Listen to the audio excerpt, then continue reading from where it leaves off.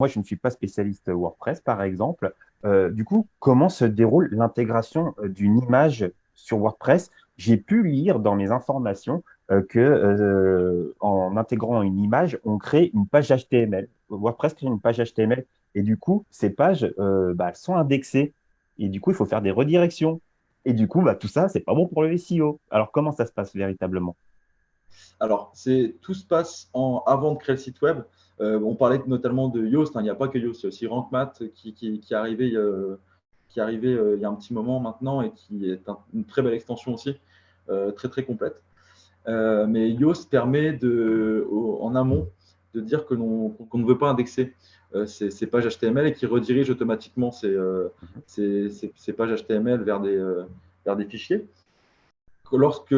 Par défaut, lorsqu'on installe Yoast dans son WordPress, ce paramétrage est fait naturellement par défaut.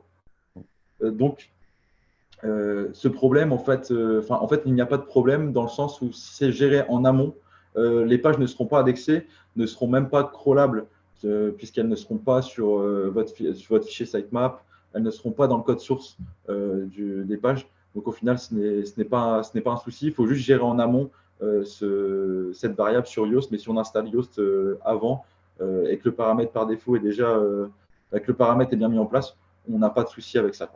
Ouais, donc c'est quand même un petit contrôle à avoir en amont, hein. Comme tu le dis, il faut quand même être C'est ça. vigilant sur ce point.